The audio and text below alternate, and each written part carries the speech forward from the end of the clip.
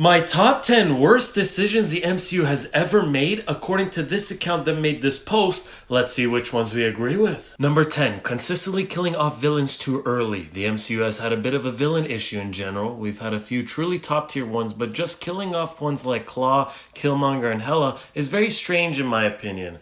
Now, I don't really agree with this. I think it's okay with killing off villains aka too early because look at the timing of when these villains in particular came, right? The movie that they're in, when did it release? 2017, 2018. You gotta look at the bigger picture. Thanos at that time, right? So it wouldn't make sense to keep certain villains around, especially with what they've done. Even though I would like to see them again. I mean, Hela I think was awesome. We got to see Killmonger a little bit in Wakanda Forever. Yeah. Number 9, fumbling what if. This is quite broad, but it is genuinely infuriating. This concept is impossible to mess up, but they found the way. Some of their ideas were absolutely horrible.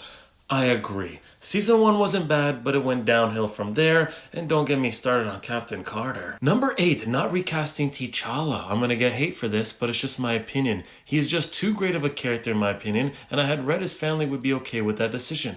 I fairly agree. I mean, I really like the character. I would love to see his character again. What I would have not liked is that if they were to recast, that it would have happened soon after the unfortunate passing of Chadwick Boseman. You gotta give it some time because he's just too great of a character and Chadwick was just too great of an actor. Number 7, abandoning their interconnected format. Okay, abandoning may be a strong word, but still, the MCU was built on this. Each event and film had a clear knock-on effect, but nowadays we had to wait 20 projects to talk about a giant celestial in the ocean. I agree. I mean, we all know, I think, compared to the Infinity Saga, to the Multiverse Saga, Phase 4 and 5, that things have not been the most connected, kind of all over the place, or hasn't been the best build-up to like the next Avenger movie, so yeah. Number 6, not giving Natasha a movie in Phase 2 and 3. This was such a no-brainer in my opinion. Guess not. Having it take place in the gap between Civil War and Infinity War would have been perfect, plus it'd make 800 million plus. Yeah, I agree. I think it would have been better to have the Black Widow movie come out during that time or before Endgame and Infinity War and stuff instead of after. Number 5, releasing too much content on Disney Plus. This may not have been in their control in all fairness. While some of their shows have been good, I feel the majority were mediocre and they're spread too thin. Yeah, I agree. I mean, shows are a great way to introduce new characters and show depth and all that stuff. But they were doing a bit much for the time that they were doing it at. And then some of them, yeah, were not good at all. Wasn't the motto at that time quantity over quality?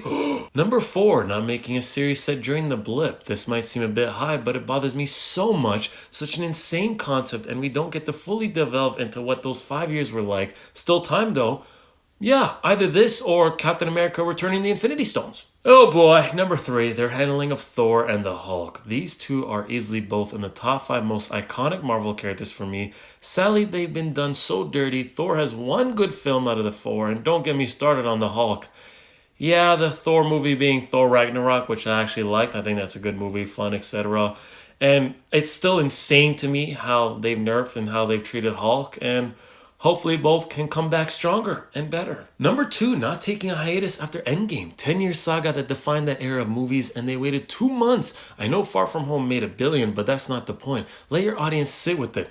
I agree with this. I think after Endgame, if there could have been like a 1-year, 2-year break or something to show that the movie had even more of an impact, let us sit with it like he's saying, make us feel like, damn, this really was an Endgame, so that when the next movie comes out, we'll be looking forward to it more, knowing that there was a certain break in between. And the number 1 is firing James Gunn. Wow. To be fair, I think this was a more Disney-led decision. However, it still appalls, and it has turned out to be just dreadful decision. Like he's rejuvenated their rivals.